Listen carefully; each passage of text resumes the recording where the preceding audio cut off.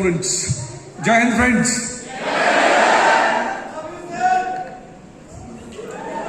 मिर्जापुर के बारे में ही बताएंगे ज्यादा।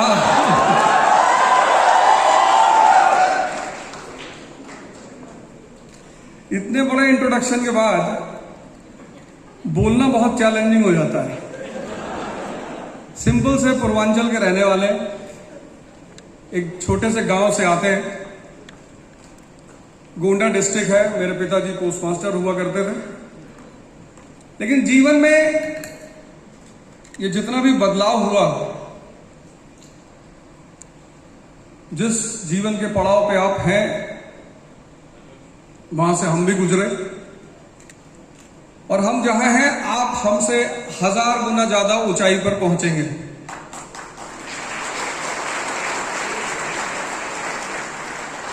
बशर्ते जीवन के कुछ बड़े छोटे छोटे नियम हैं, जैसे न्यूटन्स लॉ है, बर्नौलीज थ्योरम है, ऐसे मिर्जापुर लॉ है। मेरी आदत है, मैं हमेशा कोशिश करता हूं कि एग्जाम्पल्स अगल बगल से लिए जाएं, ऐसे एग्जाम्पल्स लिए जाएं जिनसे आप सब बहुत सिंपल तरीके से रूबरू हों। अब हम जहां भी जाते हैं तो ये एक गिफ्ट के तौर पे मिलती है, और ये हम सब की कहानी है। ये जो कवर पेज है इस बुक का, भगवत गीता, ये हम सब की कहानी है, हम सब की। अर्जुन यानी हम सब द्वंद्व में परेशान, इस दुनिया के महाभारत में सबको फेस करनी पड़ती, सबको। ये हमारी किताब है, ये हम सब की किताब है, और हम सब की कहानी है। आप गौर करिए, जब आप क्लास 10th में आए तो आपके पेरेंट्स ने आपसे क्या कहा कि बस बेटा, अगर यहां 95 आ गया तो समझ लो जीवन बन गया। और आप में से बहुत सारा के 97 आए। फिर जब आप क्लास 12th में आए तो पेरेंट्स ने कहा कि 12th के बाद बेटा कोई पढ़ाई नहीं होती। हम तो भगवान के आशीर्वाद से पढ़ा ही नहीं 11th 12th में।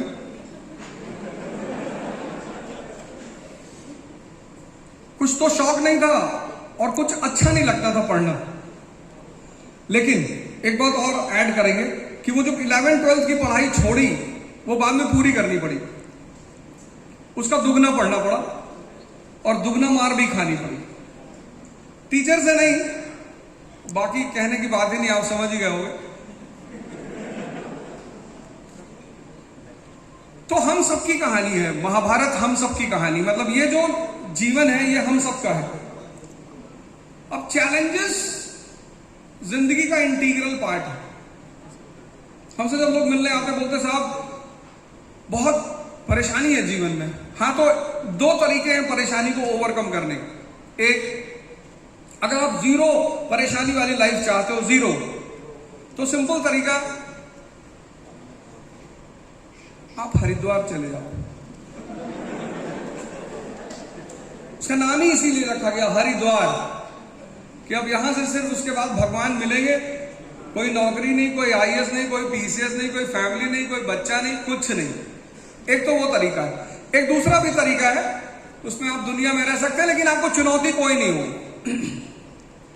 एक ही है व्यक्ति जिसको जीवन में कोई चुनौती नहीं, और वो है चपरासी।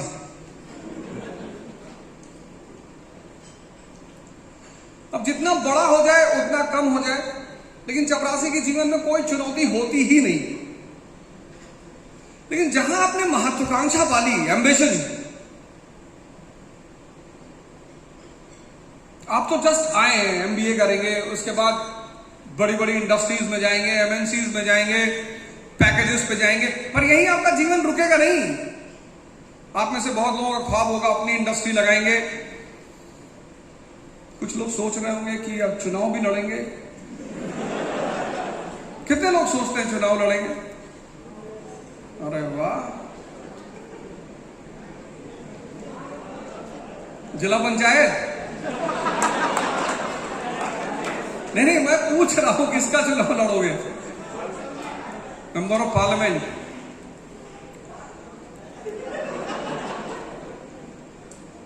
चलो कोई बात नहीं, अच्छी बात है।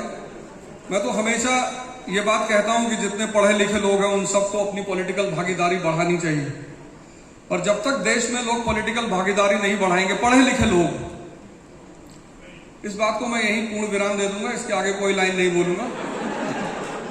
आजकल बड़ी कार्रवाइयां हो रही हैं। तो कहानी की शुरुआत कुछ ऐसे होती है कि एक बार क्या हुआ, एरिस्टोक्रेसीज लॉ मैंने इवॉल्व किया है तो बहुत पुराना, पर मैंने उसको अपना नाम दिया, लॉ ऑफ एरिस्टोक्रेसी। उसके 4 पॉइंट्स हैं, उन चारों पे डिस्कस करूंगा, लेकिन पहले एक कहानी। तो एक 75 साल के बुजुर्ग गाड़ी चला रहे थे, और गाड़ी चलाते चलाते उन्होंने देखा कि पुलिस की जीप उनके पीछे आ रही। बहुत शांति से सुनिएगा।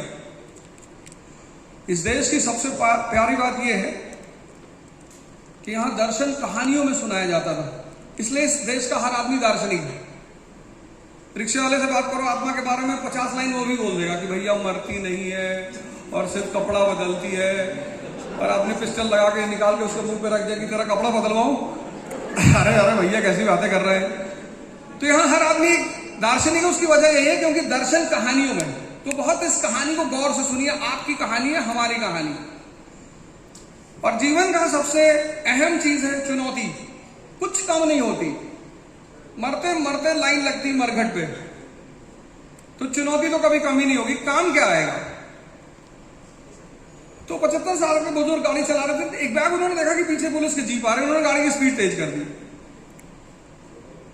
140, 50, 60, 170। फाइनली जहां गाड़ी जाके उन्होंने रोकी, साइड में लगाया। जब उन्हें लगा कि भाग नहीं पाएंगे, फिर गाड़ी से निकलकर बाहर आए।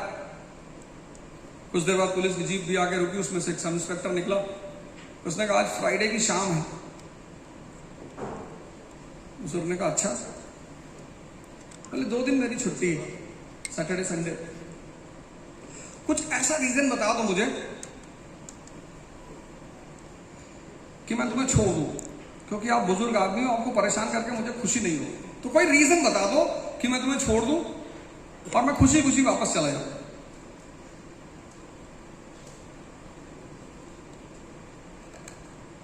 तो उस बुजुर्ग ने कहा कि आज से 20 साल पहले मेरी बीवी एक पुलिस वाले के साथ भाग गई थी। मुझे लगा कि तुम उसे वापस करने आ रहे हो, बस इसीलिए मैं गाड़ी बहुत तेज चला रहा। उस सब इंस्पेक्टर ने उस बुजुर्ग को सलाम किया, जय हिंद सर।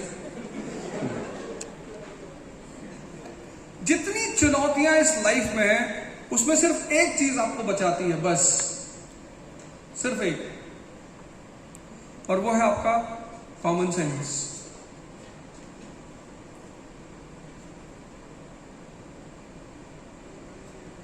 अजीब सी चीज है वो। आपने तो हंस कर टाल दिया उस बात को, अब वो कहानी सुनकर बड़ा मजा आया। अच्छा, बस उसका एसेंस, जहां भी चुनौती है, जहां ये जो आप आए हैं ना 21 प्लस से लेकर 31 प्लस, पहला राउंड जिंदगी में जब आप कुछ बहुत अच्छा बना सकते हो, बहुत प्यारा round, immense energy, immense dream, और न जाने क्या क्या। सबसे प्यारा समय है जिंदगी का ये, और इस प्यारे समय की खास बात यह है कि 2 चीजों को पैरेलली बैलेंस करना पड़ता है, एक कैरियर, एक लाइफ। इस एज की सबसे खास बात यह है, 3 ही पार्ट है जिंदगी में। एक बचपना, वहां एनर्जी बहुत है, समझ नहीं है। छोटे बच्चों को देखो, जितने छोटे हैं उतनी बदमाशी करेंगे, और बहुत बदमाशी। आपके पेट पे आके बैठ गए, कान में उंगली कर दी, बाल खींच लिया, उल्टे सीधे सवाल पूछ ले, पापा हम कैसे पैदा हुए थे।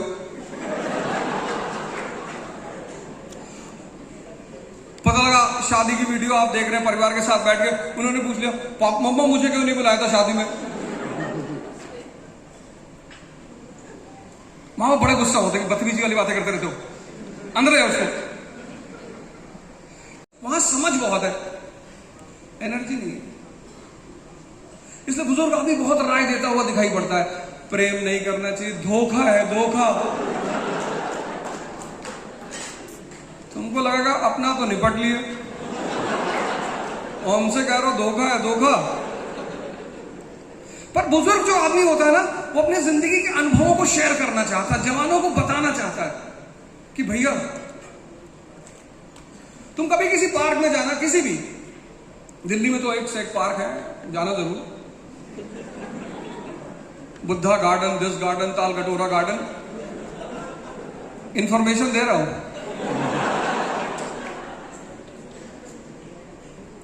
वहां तुम्हें 21 से 30 वाली गैंग मिलेगी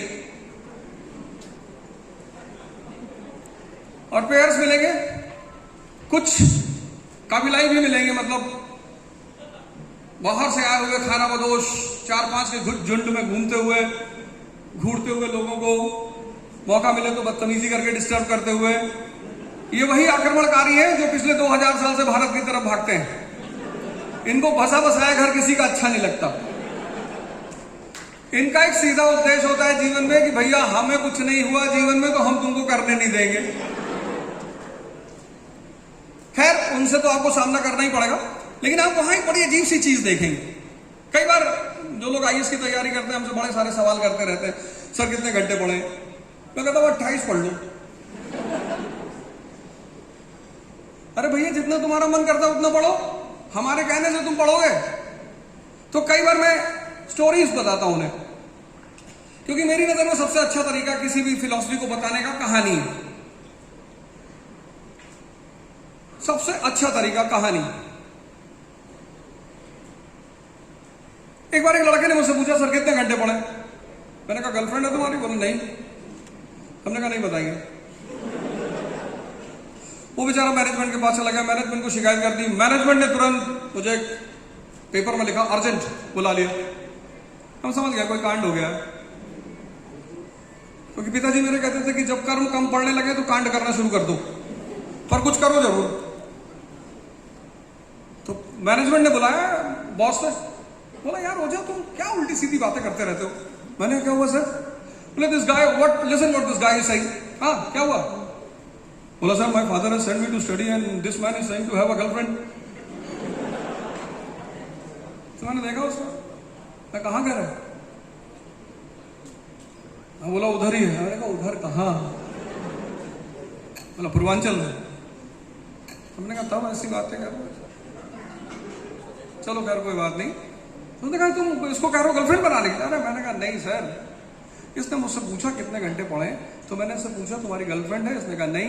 मैं इसको सिर्फ एक एग्जांपल देना चाहता था। ये बगल में ताल कटोरा स्टेडियम है, सुबह 8 बजे लोग आते हैं, रात में 8 बजे जाते हैं, वहां कोई टाइम वाइम नहीं पूछता।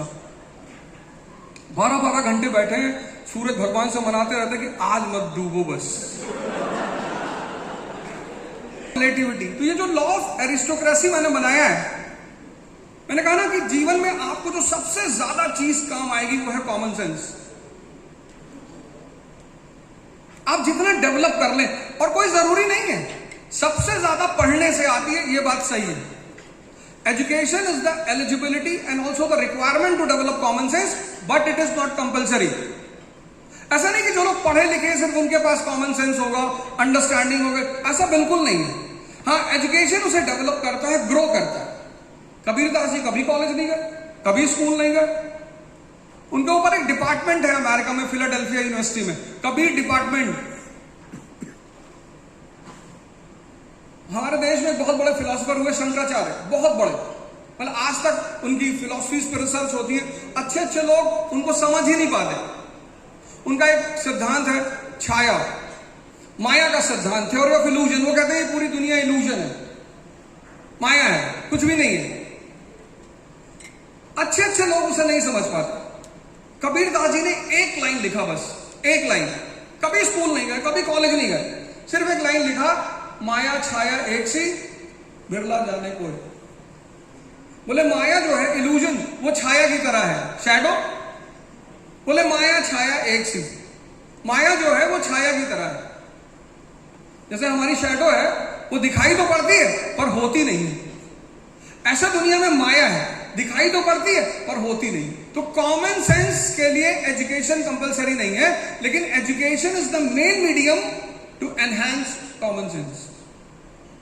अब कॉमन सेंस अगर आपको डेवलप हो जाए तो वो क्या क्या करेगा आपके लिए। मैंने कहा ना, आप बहुत प्यारे जीवन में एंटर कर रहे हो, इस इंस्टीट्यूशन में आए हो, इतना अच्छा इंस्टीट्यूशन आपका, आपकी फैकल्टीज। और एक काम करना है यार, फैकल्टीज की, टीचर्स की खूब इज्जत करना। मैंने देखा अभी जो हमारे जनरेशन आ रही हैं वो थोड़ा सा इज्जत करने में कंजूसी करती हैं, पर ऐसा मत करना। टीचर की सबसे बड़ी डिमांड लाइफ में क्या है? रिस्पेक्ट। ये तुम्हारे यहां फैकल्टीज हैं, टीचर्स हैं जो तुम्हें पढ़ाएंगे, कहीं भी तुम बस रुक के गुड मॉर्निंग कह दो, good morning ma'am, good morning sir. अगर आज वो तुम्हें 4 चीजें बताने जा रहे हैं क्लास में, मैं तुम्हें गारंटी कहता हूं 8 बताएंगे।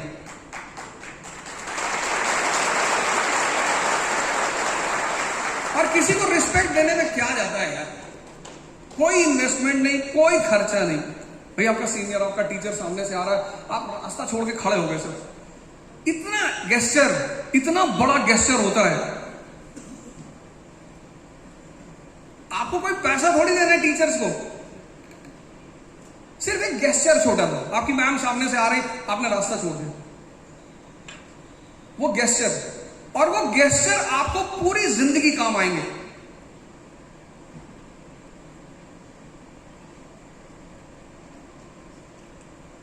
इस देश की जो बहुत सारी खूबियां हैं, बहुत सारी, और ऐसी ऐसी खूबियां हैं जो पूरी दुनिया में कहीं नहीं है।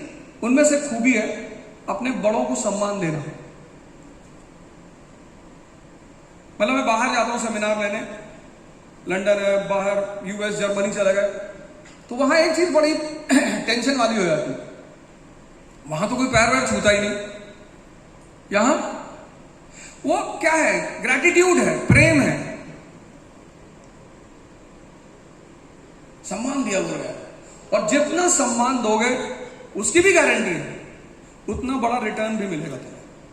हर आदमी, मतलब मैं तुम्हें बताऊं, हमारे यहां करोल बाग में बारिश के टाइम पे पानी भर जाता है सड़कों पर, और काफी पानी भर जाता है। तो रिक्शे वाले जो है ना, वो रोड क्रॉस कराने का 100 रुपए, 200 रुपए, 300 रुपए लेते हैं, सिर्फ रोड क्रॉस, इस पार से उस पार। लेकिन बहुत सारे रिक्शे वाले ऐसे हैं जिनको मैं नमस्कार करता था। जैसे मैं उनके रिक्शे बैठा, मैंने कहा भैया नमस्ते। आप बिलीव नहीं करोगे कि कई बार ऐसा हुआ कि मैंने रोड क्रॉस किया, उन्होंने मुझसे 1 रुपए नहीं ली। सम्मान इतनी बड़ी चीज होती है। किसी से प्रेम से बात करना, किसी को सम्मान देना, है बड़ी छोटी चीज है, लेकिन आपको काम बहुत आएगी। तो कॉमन सेंस जब आप डेवलप करोगे तो पहली चीज आपको पता है क्या करेगा? वो प्रायोरिटी सेट करेगा लाइफ में। 90% लोगों की जिंदगी में कोई प्रायोरिटी है ही नहीं, है ही नहीं। उनसे पूछो क्या करोगे? भैया एसएससी का एग्जाम दे रहे। अच्छा, एसएससी क्यों दे रहे हो? एसएससी दे रहे हो तो यूपी पीसीएस भी दे दो। और अगर 4 लोगों ने समझा दिया, प्रायोरिटी चेंज हो गई। 4 आदमी ने, किसी ने बता दिया भैया आईएएस का एग्जाम ऐसा ऐसा होता है, प्रायोरिटी चेंज। अपने जीवन की प्रायोरिटी बनाओ, priority. First step, second step, third step. बहुत प्यारी चीज है प्रायोरिटी। हम जब हिस्ट्री पढ़ाते हैं ना, तो हम एक फॉर्मूला पढ़ाते हैं, P=P। Policy depends upon priority. और जितने रूलरों ने इस फॉर्मूले को तोड़ा, वो फेल कर गए।